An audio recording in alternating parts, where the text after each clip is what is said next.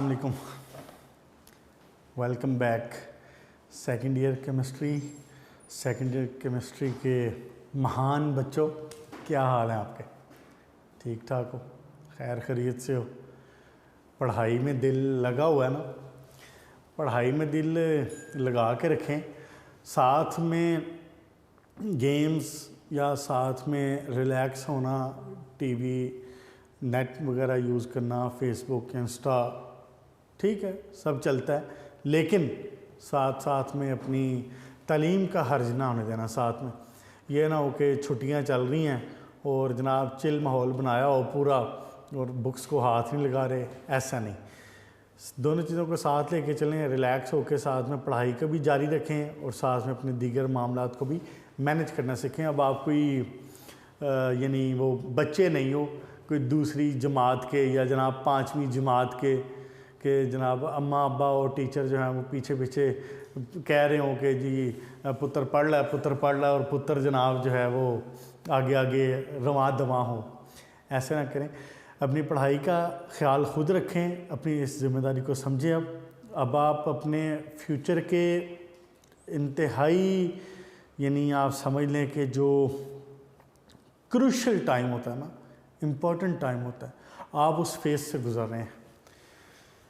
FSc आपको basically ना बना भी सकती है और ख़राब भी कर सकती है। अगर आज सख्त मेहनत से और कोशिश करके लगे रहोगे तो इंशाल्लाह ताला आप यू विल हैव श्योरली इंशाल्लाह ब्राइट फ्यूचर। और आपको इस वक्त में ये एहसास नहीं होगा कि आपने ये वक्त जो है एफएससी वाला वक्त मेहनत करके अगर आपने फेसबुक को या इंस्टा को या व्हाट्सएप को टाइम कम दिया है तो आपने कोई अपना नुकसान किया।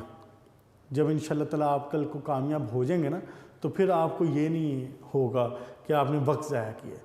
बाकी अल्लाह ताला आपकी मेहनत को परवान चढ़ाएं और आपकी मदद करें। बेटा हम 5th चैप्टर के एंडिंग्स पे हैं। आज हमने इंशाल्लाह ताला लास्ट टॉपिक्स को टच करना है और we will be closing it इंशाल्लाह ताला वेरी सून। आज ये क्लोज़ हो जाएगा चैप्टर और कोशिश करेंगे। एक्सरसाइज में कुछ भी ख़ास नहीं है इसके, एक्सरसाइज में सिर्फ एक ही वो क्वेश्चन होता है, वो आयोडीन का मेटालिक लस्टर वाला। बाकी सारा एक्सरसाइज इसकी डिस्कस हो चुकी है विद इन द चैप्टर। सिर्फ एक क्वेश्चन है, वो इंशाल्लाह ताला एक्सरसाइज में मैं डिस्कस कर दूँगा। ठीक है जनाब, पेज नंबर 92 पे तशरीफ़ लाएँ। इजी सी इक्वेशन है, जनरल सी इक्वेशंस हैं, कोई मुश्किल वाली बात नहीं है। मैंने आपको लास्ट टाइम क्या बात हुई थी हमारी? लास्ट टाइम मैंने आपको बताया था, एक तो ये बात हुई थी कि जनाब वाई ओनली ऑक्टेट, क्यों एटम और मॉलिक्यूल ऑक्टेट ही पे स्टेबल होते हैं, 8 से ज़्यादा या 8 से कम क्यों? उसकी रीज़न आपको बता दी थी कि बेसिकली एनर्जी डिफरेंस ज़्यादा है, एनर्जी डिफरेंस ज़्यादा है between the lesser energy p orbital and higher energy s orbital. इनमें एनर्जी डिफरेंस बहुत ज़्यादा होता है। ये रीज़न है कि एटम को 1000 बार सोचना पड़ता है कि मैं अगले वाले s ऑर्बिटल को इन्वॉल्व करूं कि ना करूं। मैंने आपको एग्जांपल दी थी कि आप यहाँ से थके हारे जाएं, किसी होटल में जाएं तो आपको अब हो कि जनाब ग्राउंड फ्लोर पे ही चाहे मुझे बस रूम मिल जाए, मुझे सोने की जगह मिल जाए। अब वहाँ पे होटल वाला आपको कहे कि नहीं जी आपको चढ़ के 7वीं मंजिल तक जाना पड़ेगा, तो आप तो वो भी अजाब ही लगेगा फिर आपको। ऐसे होता है ना। तो उसके बाद हमारी बात हुई जनरल करैक्टरिस्टिक्स पे, जनरल प्रॉपर्टीज़ पे, फिर हमने इनके सोर्सेज देखे और आज हम ज़ीनॉन के कंपाउंड देखेंगे पेज नंबर 92 के ऊपर। मैंने आपको बताया था ज़ीनॉन के compound 3 types of compounds will be there, एक फ्लोराइड्स, एक ऑक्सीफ्लोराइड्स और दूसरे ऑक्साइड्स। 3 चीज़ें, फ्लोरीन के साथ कंपाउंड, ऑक्सीजन के साथ कंपाउंड और ऑक्सीजन और फ्लोरीन दोनों के साथ कंपाउंड, ये देखा जाएगा इसमें। सबसे पहले हम स्टार्ट करते हैं fluorides.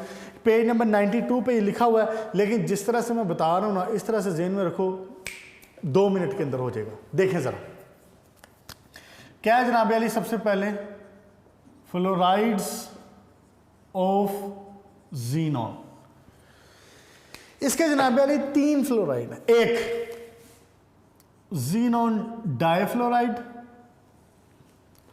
xenon tetrafluoride, xenon hexafluoride. तैयार करने का इंतहाई आसान तरीका, तीनों का करीब करीब same with the little difference. वो जो डिफरेंसेस है वो मैं आपको बता देता हूं। xenon डाइफ्लोराइड अगर आपने बनाना हो ना तो आपने डायरेक्ट रिएक्शन होगा किसका, xenon plus fluorine xenon difluoride, direct reaction, बस सिंपली। क्लियर की बात। जब आपने xenon, इसके लिए कोई कंडीशंस भी बहुत कोई खास नहीं चाहिए। इसका स्टोर आप कर लेते हैं निकल कंटेनर में। स्टोर के लिए क्या यूज करेंगे आप, निकल कंटेनर। लेकिन इसके लिए कोई खास आपको वो नहीं चाहिए स्पेसिफिकेशंस, कोई खास कंडीशंस नहीं चाहिए। इसके केस में क्या होगा, इसके केस में आपने xenon और फ्लोरीन की जो रेशो रखनी है दैट शुड बी 1:5। यानी कि अगर आपने मिसाल के तौर पे 1 लीटर आपने अगर xenon लिया है तो आप 5 लीटर फ्लोरीन का लेंगे, 1:5। फिर इसके लिए क्या कंडीशन है, इसके लिए प्रेशर होना चाहिए 6 एटमॉस्फेरिक प्रेशर, 6 एटमॉस्फेरिक प्रेशर। फिर इसका जो रिएक्शन होगा ये निकल कंटेनर में होगा, निकल के कंटेनर में होगा जहां पे आप रिएक्शन करवा रहे हैं। तो उसकी वजह से अब देखें जरा, साथ में इक्वेशंस को मार्क कर लें जरा, पेज नंबर 92 पे जो 3 इक्वेशंस लिखी हुई हैं। अब xenon का रिएक्शन हुआ फ्लोरीन के साथ, xenon डाइफ्लोराइड बना, यही फर्दर आगे xenon डाइफ्लोराइड फ्लोरीन के साथ मिलके क्या बना देगा, xenon टेट्राफ्लोराइड। इंतहाई आसान, ठीक, बस इतनी सी बात। इसके ऊपर आए आप, इसमें रेशो क्या होगी, इसमें रेशो होगी xenon और फ्लोरीन की रेशो होगी 3:20। गौर करें ना खुद, आपने फ्लोरीन की अमाउंट को बढ़ाना है। यहाँ पे फ्लोरीन कितना है, 2 है, इधर कितना है, 4 है, इधर कितना है, 6 है। तो आप उसकी रेशो को बढ़ाते चले जा रहे हैं और कंडीशंस भी आपको सुवेयर करने पड़ेंगे, कंडीशंस भी सख्त करनी पड़ेंगी। अब जैसे मिसाल के तौर पे आपने जब ये करना है तो इसके लिए आपको कोई 50 एटमॉस्फेरिक प्रेशर 300 डिग्री सेंटीग्रेड देना पड़ेगा। इसके लिए फिर एक और कंडीशन है कि स्टेनलेस स्टील का कंटेनर होना चाहिए जहां पे ये रिएक्शन हो रहा होना। रिएक्शन क्या है, रिएक्शन से बात चल यहीं से रही है। xenon का रिएक्शन फ्लोरीन के साथ डाइफ्लोराइड, फर्दर फ्लोरीन के साथ मिलेगा टेट्राफ्लोराइड, फर्दर फ्लोरीन के साथ मिलेगा क्या बन जाएगा, हेक्साफ्लोराइड। बैलेंस आप इसको कर लें, 4 और 2 6, बल्कि बैलेंस ही है। क्लियर होगी जी बात। पेज नंबर 92 पे पहले जो पैराग्राफ लिखे हुए ये सारे के सारे हो गए। ये पैराग्राफ सारे के सारे यहाँ लिख दी। xenon फ्लोराइड के केस में कोई ख़ास रिएक्शन नहीं है, कोई ख़ास कंडीशन नहीं है। क्या डायरेक्ट रिएक्शन करवा दें, फ्लोरीन और xenon को उठाएं, इनको मिला दें, निकल कंटेनर में इसको सेव करेंगे बस।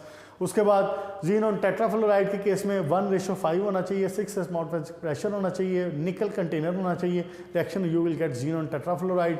हेक्साफ्लोराइड के केस में conditions will be more severe, 3:20, 50 atmospheric pressure, 300 degree centigrade temperature, container should be of stainless steel, you will get xenon tetrafluoride. Equations भी सामने लिख देना, मुश्किल है आपको, इंतहाई आसान। इसकी नेक्स्ट रिएक्शंस देखें ज़रा। नेक्स्ट रिएक्शंस में क्या होना है, बिल्कुल इजी से और सिंपल से हैं ये भी। हाँ जी देखें जी ज़रा। अब xenon चाहे वो डाइफ्लोराइड हो, चाहे वो टेट्राफ्लोराइड हो, चाहे वो हेक्साफ्लोराइड हो, xenon डाइफ्लोराइड हाइड्रोजन के साथ, xenon टेट्राफ्लोराइड हाइड्रोजन के साथ, xenon हेक्साफ्लोराइड हाइड्रोजन के साथ एक ही चीज़ बनाएगा, क्या, xenon प्लस HF। याद रखने के लिए यूँ बता रहा हूँ, xenon plus HF, xenon plus HF। Balance कर लें बस इसको। बैलेंस कैसे होगी, यहाँ पे देखें ना, आपको पता है बैलेंस करने का तरीका क्या इस्तेमाल करते हैं हम। हाइड्रोजन और ऑक्सीजन के अलावा जितने भी एलिमेंट है पहले उनको बैलेंस किया जाता है, उसके बाद हाइड्रोजन को, लास्ट में ऑक्सीजन यूजुअली ऑटोमेटिकली हो जाती है बैलेंस, ना हो तो फिर दोबारा उसको किया जाता है। अब इसमें आप क्या करेंगे, डाइफ्लोराइड 2 फ्लोराइड इधर लगा दें 2, देखें जीनोन भी बैलेंस, F2 हाइड्रोजन भी 2। अच्छा जी, यहाँ पे क्या होगा, अब यहाँ पे क्या होगा जनाब, कितने टेट्राफ्लोराइड है तो 4 HF, 4 इसके साथ, सॉरी 2 इसके साथ आ जाएगा यहाँ पे, हाइड्रोजन भी बैलेंस, फ्लोरीन भी बैलेंस। उसके बाद इसी तरह 6 और इसके साथ क्या लगा दूँ, 3 लगा देता हूँ।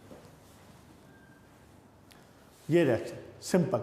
उसके बाद 2 रिएक्शन और दिए हुए हैं उसने, वो रिएक्शन किसके साथ है जनाब, मेनली ना जीनोन टेट्राफ्लोराइड जो है ना, ये ज़्यादा फ्लोरीनेटिंग एजेंट है। वर्ड मैंने क्या यूज़ किया है,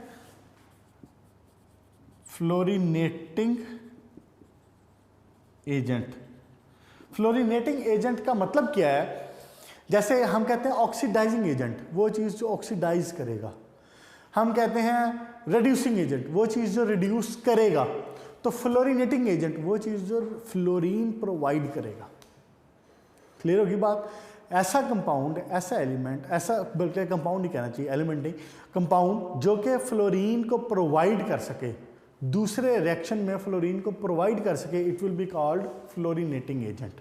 2 रिएक्शन है इसके, एक रिएक्शन है जनाब अली मरकरी के साथ और दूसरा रिएक्शन है अमोनिया के साथ। क्या बनेगा इसमें, बन जाएगा HgF2 मर्क्यूरिक फ्लोराइड और साथ में क्या बन जाएगा, साथ में जीनोन बन जाएगा। ठीक हो गया। इसके केस में क्या बन जाएगा, अमोनिया, सॉरी अमोनिया। अच्छा, इसके केस में क्या बन जाएगा, एक जीनोन बन जाएगा, दूसरा HF बन जाएगा और एक इसमें चीज़ एक्स्ट्रा हो जाएगी due to this nitrogen gas. Page number 92 पे देख लें। अब ये जो इक्वेशन है ना नाइट्रोजन वाली, अमोनिया वाली जो इक्वेशन है बेटा, इसकी बैलेंसिंग को एक नज़र गौर से देख लेना कि इसको बैलेंस कैसे किया हुआ है। ये आपको याद रखना पड़ेगा, 3 4 3 12 2, इसको याद रखना चाहिए आपको। ये इक्वेशन पूछना ले है, इक्वेशन आसान है लेकिन बैलेंसिंग की वजह से पूछना ले, इसलिए इसको ज़हन में रखिएगा। ओके जी। उसके बाद हाइड्रोलिसिस वाली जो इक्वेशन है वो मैं आपको आगे बताता हूँ, जहाँ पे आपने ऑक्साइड बनाना है, क्योंकि इसके केस में क्या बन रहा है, जो ऑक्सीफ्लोराइड बन रहा है। क्या बन रहा है, हाइड्रोलिसिस वाली वाटर के साथ जो रिएक्शन हो रहा है, यानी इसी के साथ अगर कंटिन्यू करूँ X4 के साथ, X4 के साथ नहीं सॉरी X6 के साथ है इसका रिएक्शन, तो इसमें क्या बन रहा है, टेट्राफ्लोराइड, जीनोन F6 रिएक्शन किसके साथ, वाटर के साथ, and it will go for xenon oxyfluoride, और वो कौन सा है, जीनोन ऑक्सी टेट्राफ्लोराइड। ये आगे भी रिएक्शन इस्तेमाल होगा, इसलिए मैं यहाँ पे ज़्यादा डिटेल से नहीं बता रहा अभी, आगे देखें ज़रा। ओके जी, पेज नंबर 93 पे आए। अब इसके ऑक्सीफ्लोराइड कौन से, ऑक्सीफ्लोराइड का मतलब क्या है कि जिसमें ऑक्सीजन भी हो और उसमें फ्लोरीन भी हो। जीनोन तो है ही है ना, एक ऑक्सीजन भी हो और दूसरा फ्लोरीन भी हो। ऑक्सीफ्लोराइड इसके हैं 2 तरह के।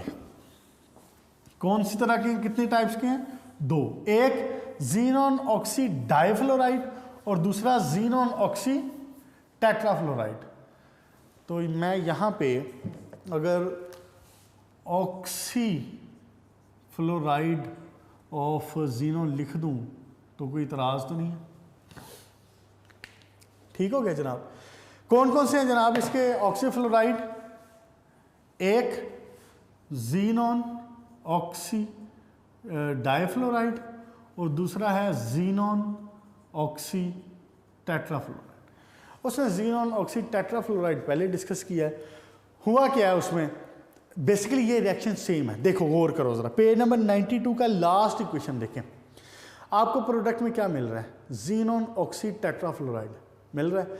सेम रिएक्शन है पेज नंबर 93 का जो सबसे ऊपर वाला रिएक्शन है, लेकिन वो रिएक्शन होना किसके साथ है, वो रिएक्शन होना है सिलिका के साथ, क्वार्ट्ज के साथ। सिलिका, सिलिकॉन डाइऑक्साइड, ये सारी चीज़ें पढ़ के आए हुए हो पीछे। F6 के साथ रिएक्शन सिलिका के साथ यू विल गेट, एक तो चीज बन जाएगी ना सिलिकॉन फ्लोराइड, जैसे कार्बन के फ्लोराइड है, जैसे सिलिकॉन के फ्लोराइड, CF4 SiF4, आपने पढ़ा होगा सर, कार्बन और सिलिकॉन के रिएक्शंस यूजुअली सेम ही होते हैं। ओके जी, उसके बाद दूसरी चीज़ क्या बननी है, दूसरी चीज़ हमारे मकसद की बननी है और वो होगी ज़ीनॉन ऑक्सी टेट्राफ्लोराइड। देखें सेम वही रिएक्शन है जो वाटर के साथ रिएक्शन हुआ था, सिलिका के साथ रिएक्शन किया तो सेम रिएक्शन। लेकिन मुझे एक बच्चे ने पूछा भी था कि सर अगर हम ये रिएक्शन ना लिखें, बात उसकी इसी तरह की थी बात कि सर ये रिएक्शन ना लिखें तो और कोई रिएक्शन लिख दें जिसमें ज़ीनॉन ऑक्सी टेट्राफ्लोराइड बन रहा हो तो चलेगा। पुत्र नहीं चलेगा। उसकी वजह ये है कि बुक में ये लिखा हुआ है, वो याद है ना कौन सी मूवी थी, 3 इडियट्स, उसमें वो कहता है कि अगर तुम्हें नंबर लेने हैं तो तुम्हें वो लिखना पड़ेगा जो बुक में लिखा हुआ है। आप करीब वही बात समझ लें। अपनी इंफॉर्मेशन के लिए और अपने नॉलेज के लिए इन्हांस रखें, उसको ज़हन में रखें कि when we are reacting xenon tetrafluoride with water we are getting xenon oxy tetrafluoride, sorry xenon hexafluoride का रिएक्शन जब करवा रहे हैं तो we are getting xenon oxy tetrafluoride. लेकिन बुक अगर उसमें रिएक्शन वो मांगता है तो आप इसको ये रिएक्शन लिखें। हाँ, अगर वो कहता है कि जी 2 रिएक्शन लिखें, गिव 2 रिएक्शन।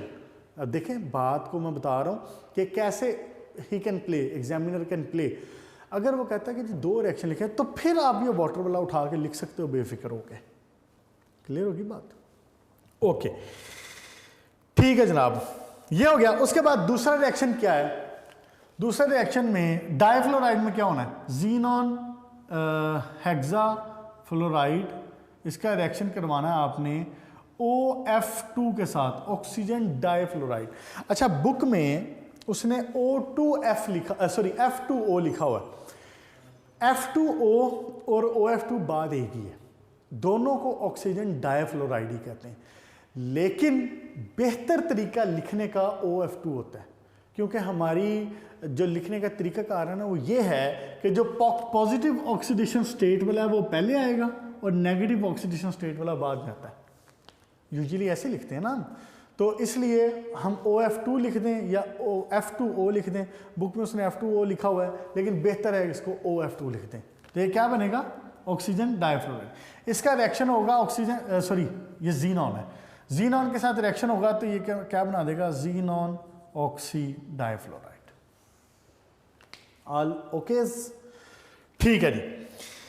अच्छा, ज़ीनॉन ऑक्सी फ्लोराइड का एक रिएक्शन भी है, अगर आप गौर करें तो ज़ीनॉन ऑक्सी टेट्राफ्लोराइड का रिएक्शन वाटर के साथ कंटिन्यू किया जाए तो it will form XO3 trioxide. यही रिएक्शन आपने आगे बढ़ना है ऑक्साइड ऑफ ज़ीनॉन में, उसमें डिस्कस करता हूँ। क्या जी, ऑक्साइड ऑफ ज़ीनॉन में आए, मुश्किल तो नहीं है बेटा, छोटी छोटी सी इक्वेशन है, सिर्फ वो अमोनिया वाली जो इक्वेशन है ना उसकी वो जो है ना, क्या नाम है उसका, बैलेंसिंग, उसको देख लेना बस एक नज़र, तो बाकी खैर है, बाकी तो सारी मासूम सी हैं वैसे। ओके जी, ऑक्साइड्स ऑफ ज़ीनॉन। हाँ जी जनाब अली, इसके 2 ऑक्साइड हैं, एक ट्राईऑक्साइड, दूसरा tetroxide. Xenon trioxide, xenon tetroxide, बस।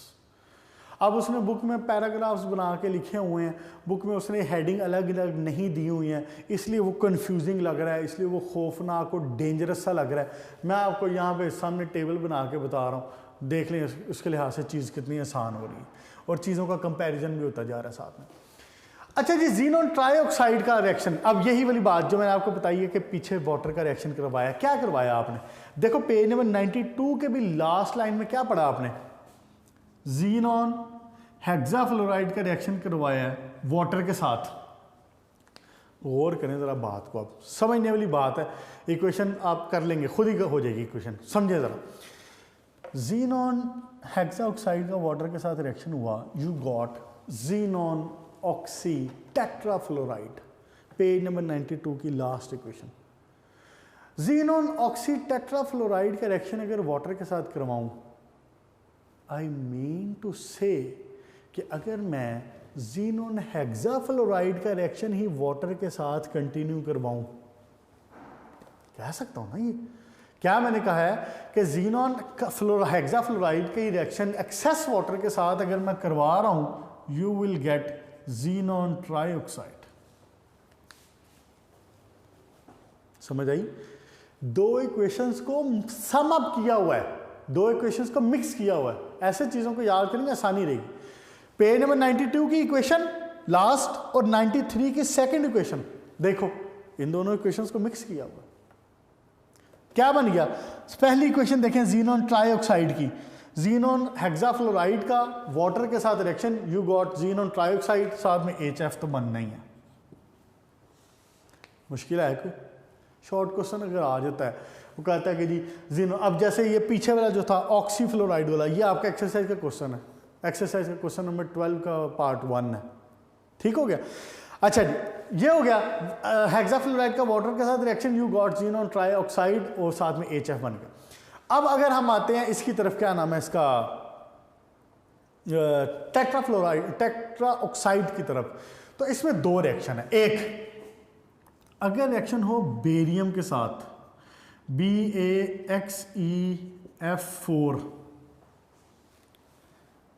X6 सॉरी, इसको कहते हैं बेरियम परजिनेट। पेज नंबर 93 का जीनॉन टेट्राऑक्साइड की पहली लाइन, बेरियम परजिनेट, बेरियम पर सॉरी मैंने यहाँ F लिख दिया, F नहीं आना, O आना, बेरियम परजिनेट। यही रिएक्शन सोडियम के साथ भी हो सकता है। गौर करने वाली बात सिर्फ ये है कि बेरियम के केस में यहाँ पे 2 आना है और सोडियम के केस में यहाँ पे 4 आना है। तो ये क्या बन जाएगा? सोडियम पर, सॉरी बच्चों मैंने फिर दोबारा यहाँ फ्लोरीन लिख दिया, ऑक्सीजन पर जीनेट। ये क्या है? बेरियम पर जीनेट। क्लियर होगी जी बात? ओके, बनना क्या है? दोनों के इक्वेशंस में प्रोडक्ट सेम। क्या? एक तो हमारे काम की चीज जीनॉन टेट्राऑक्साइड, जीनॉन टेट्राऑक्साइड। दूसरा इधर क्या है? बेरियम, इसका रिएक्शन होना H2SO4 के साथ, H2SO4। तो एक चीज बेरियम सल्फेट, इधर क्या बन जाएगा? सोडियम है, तो सोडियम सल्फेट, साथ में वाटर, साथ में वाटर। बस, कोई मुश्किल है इसमें? हमने क्या पढ़ा है? हमने ये पढ़ा है कि फ्लोराइड के जीनॉन के 3 तरह के कंपाउंड हो सकते हैं। It can be compound with fluorine, it can be compound with oxygen, और it can be compound with oxygen and fluorine both. Fluorine के कंपाउंड को फ्लोराइड, जीनॉन के कंपाउंड इसके ऑक्सीजन फ्लोरीन दोनों के कंपाउंड को ऑक्सीफ्लोराइड, और ऑक्सीजन के कंपाउंड को ऑक्साइड। फ्लोराइड कौन कौन से हैं? XeF2, XeF4, XeF6। रिएक्शन कराने का तरीकाकार सेम, मामूली से फ़र्क के साथ। XeF2 में डायरेक्ट कम्बिनेशन है, XeF4 के केस में रेशो 1:5 रखेंगे आप, 6 एटमॉस्फेरिक प्रेशर रखेंगे। XeF6 में क्या होगा कि आप उसको जो रेशो है वो 3:20 रखेंगे, प्रेशर देंगे उसको करीब 50 एटमॉस्फेरिक, टेम्परेचर देंगे करीब 300 डिग्री सेंटीग्रेड, स्टेनलेस कंटेनर में रिएक्शन करवाएंगे। Simple reactions. उसके बाद उसका रिएक्शन अमोनिया के साथ, उसका रिएक्शन मरकरी के साथ, इंतहाई आसान है दोनों। अमोनिया वाले केस में डिफरेंस क्या है कि इट विल लिबरेट नाइट्रोजन, इसकी जो बैलेंसिंग है उसको ज़रा देख लीजिएगा। उसके बाद ऑक्सीजन जीनॉन ऑक्सीफ्लोराइड में 2 हैं, एक डाइफ्लोराइड और एक टेट्राफ्लोराइड। डाइफ्लोराइड वाला आपको मैंने रिएक्शन बता दिया, सिंपल। उसके साथ रिएक्शन ऑक्सीजन डाइफ्लोराइड के साथ डाइफ्लोराइड बन जाएगा। टेट्राफ्लोराइड के केस में रिएक्शन वही जो आपने पीछे वाटर के साथ पढ़ा है, वही रिएक्शन सिलिका के साथ, यू विल गेट टेट्राफ्लोराइड, ऑक्सीफ्लोराइड। उसके बाद ऑक्साइड्स पे आ जाएं। ऑक्साइड्स में क्या है, दो ट्राई ऑक्साइड और टेट्रा ऑक्साइड। ट्राई ऑक्साइड का रिएक्शन सेम टू सेम जो आपने वाटर के साथ रिएक्शन पढ़ा है उसी को कंटिन्यू करवाएं। हेक्साफ्लोराइड के साथ रिएक्शन वाटर का, you will get try oxide and HF। Oxide के साथ जब रिएक्शन करवा रहे हो तो बेरियम परजिनेट या सोडियम परजिनेट के साथ रिएक्शन करवाएं, you will get barium sulphate, you will get sodium sulphate, xenon, tetra oxide और वाटर। मुश्किल है कोई इसमें। Last, applications of noble gases. Applications में ये एक इंपॉर्टेंट शॉर्ट क्वेश्चन है, एप्लीकेशंस ऑफ नोबल गैसेस है बड़ा आसान से जनरल सी बातें हैं, लेकिन बार बार पूछ लिया करता है, बोर्ड में बार बार पूछ लिया करता है। क्या? Helium, neon, organ, krypton, xenon, radon, ये सारी के सारी इंडस्ट्री में बड़ी इंपॉर्टेंट है, सारी की सारी। कुछ के रिएक्शंस के साथ आप वाकिफ भी हैं। आप में से शायद ही कोई बच्चा ऐसा हो जिसको कभी या जिसके घर वालों को कभी वेल्डिंग करवाने की ज़रूरत ना पड़ी हो। हम अपने घरों में लोहे की चीज़ों में, ग्रिल में, खिड़कियों में, गेट्स में, गाड़ी में, बाइक्स में अक्सर वेल्डिंग की हमें ज़रूरत पड़ती रहती है।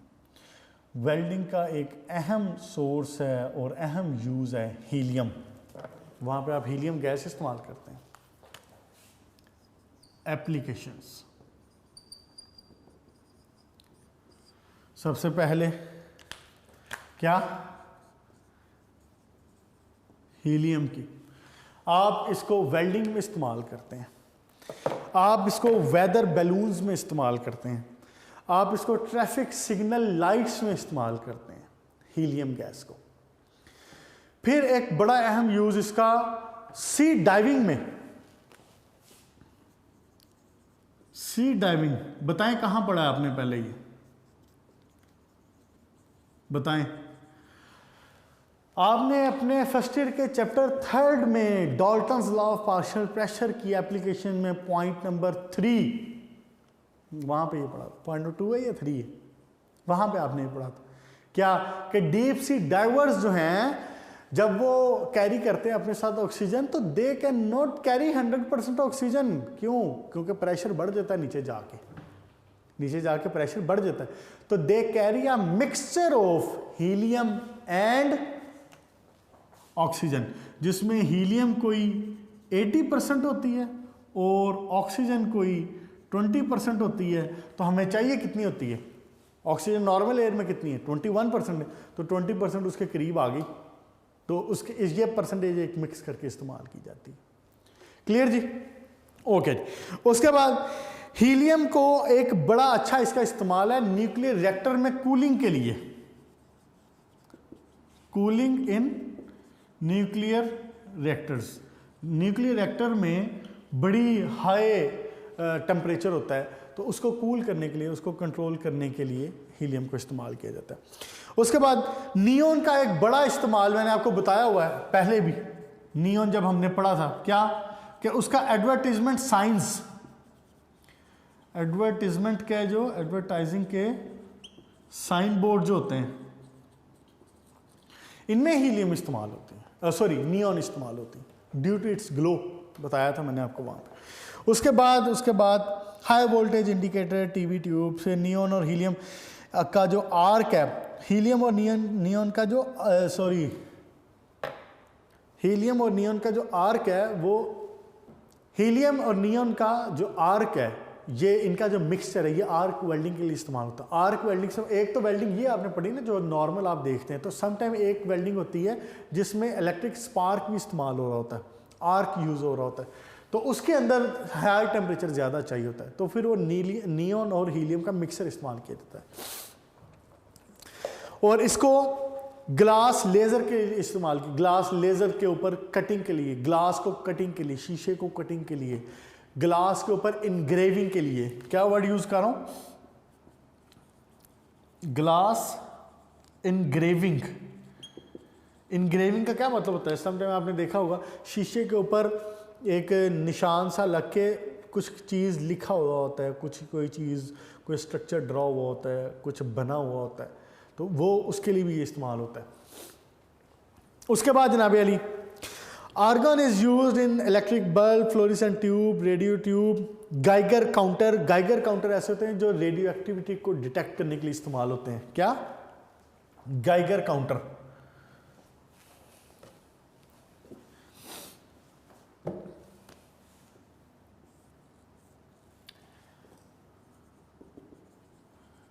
गाइगर काउंटर, आर्गन का use, Geiger counter to detect the radioactivity. उसके बाद आर्गन भी आर्क वेल्डिंग में इस्तेमाल होती है। अच्छा, एक बार ना उसने शॉर्ट क्वेश्चन, ये एमसीक्यूज पूछा था, वो ये कि वेल्डिंग में, आर्क वेल्डिंग में क्या इस्तेमाल होता है, और ऑप्शन में उसने दिया helium, neon, argon, like xenon कह लें साथ। हीलियम अकेली आर्क वेल्डिंग में इस्तेमाल नहीं होती, हीलियम और नियॉन का मिक्सचर आर्क वेल्डिंग में इस्तेमाल होता है। अगर अकेला एलिमेंट पूछा जाएगा कि आर्क वेल्डिंग में कौन सा इस्तेमाल होता है, तो डैट इज आर्गन। क्लियर होगी जी बात? ये बात ध्यान में रख लें, बस ये बताना था। अकेला आर्क वेल्डिंग में आर्गन, लेकिन मिक्सचर अगर हो तो हीलियम और हीलियम और नियॉन का। उसके बाद जनाब अली क्रिप्टॉन है, वो भी फ्लोरेसेंट ट्यूब में, फ्लैश लैंप, फोटोग्राफी के लिए इस्तेमाल होता है। फिर जीनॉन है, वो बैक्टीरियासाइडल लैंप्स में इस्तेमाल होता है। जीनॉन बैक्टीरिया को किल करने के लिए लैंप्स हुआ करते हैं रोशनी के, उसके लिए इस्तेमाल हुआ करता है। उसके बाद रेडॉन है, ये रेडियो एक्टिव एलिमेंट है, तो ऑब्वियसली ये कैंसर की थेरेपी के लिए, इसके लिए इस्तेमाल होता है। बस आपने बेटा ये अच्छे तरीके से इसके जो यूजेस हैं ये सारे के सारे करने। एक्सरसाइज के कम से कम भी 3-4 शॉर्ट क्वेश्चन, 2-3 एमसीक्यूज सिर्फ इसके यूजेस पे। आप एमसीक्यूज देखेंगे, शॉर्ट क्वेश्चन देखेंगे, इंतहाई आसान है, सारे इसमें क्लियर हो जाएंगे, सारे के सारे इसमें क्लियर हो जाएंगे इंशाल्लाह ताला। आप चलें, आज तो इंशाल्लाह ताला अब टाइम ख़त्म हो रहा है। मैं ऐसा करूँगा कि नेक्स्ट लेक्चर में एक नज़र, बल्कि एक काम करते हैं, 1 मिनट, एमसीक्यूज और शॉर्ट जो है ना, फॉल्स ट्रू फॉल्स वगैरह, वो तो आप खुद देख सकते हैं, वो तो इंतहाई आसान है। पेज नंबर 96 पे आए ज़रा, मैं आपको वो बता देता हूँ जो हमने पढ़ ली है। सिर्फ एक जो आयोडीन लस्टर वाला है वो अभी नहीं हो सकेगा, वो इंशाल्लाह ताला नेक्स्ट लेक्चर में देख लेंगे, टाइम अभी कंप्लीट होने वाला है, ख़त्म होने वाला है। तो हम बाकी सारी चीज़ें जो आपने पढ़ी हुई हैं वो मैं आपको बताता हूँ। देखें ज़रा, शॉर्ट क्वेश्चन में आयोडाइज सॉल्ट क्या होता है, व्हाट इज़ आयोडाइज सॉल्ट। आपने आयोडीन के इस्तेमाल में पढ़ा था कि आयोडाइज सॉल्ट इस्तेमाल किया जाता है क्योंकि हमारे लिए जो बॉडी के लिए आयोडीन की ज़रूरत है, वरना वो गाइटर की बीमारी होती है, तो हम क्या करते हैं, नमक के अंदर थोड़ा सा आयोडीन मिला के इस्तेमाल करते हैं, जिसको आयोडाइज सॉल्ट कहते हैं। फ्रियोन्स, टेफ्लॉन आपने पढ़े यूजेस ऑफ हैलोजन में। उसके बाद इसमें कोई मुश्किल है, arrange the following ion in order of increasing size. क्या मुश्किल है इसमें? इंक्रीजिंग साइज कैसे है? सबसे पहले कौन आएगा? आयोडीन, उसने पूछा है आयन का। एक्सरसाइज क्वेश्चन नंबर 13 का पार्ट 3, 1, 2, 3। हाँ जी, सबसे छोटा साइज किसका होगा? फ्लोराइड आयन का। इससे बड़ा साइज किसका होगा? क्लोराइड का। इससे बड़ा किसका होगा? ब्रोमाइड का। इससे बड़ा किसका होगा? आयोडाइड का। मेरा नहीं ख्याल कि ये इतनी बेसिक सी बातें अब आपको बताने की ज़रूरत है कोई। क्या उसने कहा है कि अरेंज करना आपने सिर्फ उनको आयंस को, तो क्या होगा? फ्लोराइड आयन सबसे स्मॉलर, क्लोराइड आयन उससे बड़ा, ब्रोमाइड आयन उससे बड़ा, आयोडाइड का उससे बड़ा। उसने इंक्रीजिंग ऑर्डर का हुआ, तो इंक्रीज हो रहा है ना, इस तरफ इंक्रीज हो रहा है। जब इंक्रीजिंग ऑर्डर की बात की है तो सबसे छोटे वाला पहले, सबसे बड़े वाला बाद में आएगा। ओके जी। उसके बाद मेटालिक लस्टर इंशाल्लाह नेक्स्ट लेक्चर में बात कर देंगे, इसके ऊपर ज़रा 5 मिनट लगने। अच्छा जी, कौन सा हैलोजन है जो सब्लाइम करता है वायलेट वेपर के साथ? आयोडीन। आयोडीन वायलेट कलर देता है। कौन सा हैलोजन है जो एंटीसेप्टिक है? आयोडीन। एक एक लफ्ज़ में जवाब है इसका। उसके बाद कौन सा हैलोजन है जो वाटर ट्रीटमेंट में इस्तेमाल होता है? क्लोरीन। कौन सी गैस है जो कि अर्थक्वेक प्रेडिक्शन में इस्तेमाल होती है? अभी हमने पीछे देखा है इसके इस्तेमाल में, radon. Which gas is use in bactericidal lamp? Xenon. कोई मुश्किल है इसमें बेटा? चलें, यहाँ तक आपका मामला हुआ क्लियर और इसके साथ ही आपका चैप्टर भी हुआ ख़त्म, चैप्टर 5। इंशाल्लाह ताला नेक्स्ट लेक्चर में मुलाकात होगी। तो एक तो मैं आपको बता दूंगा आयोडीन का मेटालिक लस्टर का, ये इंपॉर्टेंट शॉर्ट क्वेश्चन है, नेक्स्ट लेक्चर में इस पर बात कर लेंगे। और फिर हम नेक्स्ट लेक्चर में इंशाल्लाह ताला next chapter number 6 last chapter of inorganic start करेंगे। अच्छे तरीके से इसको याद कर लीजिएगा, अपना ख्याल रखें, गुड लक।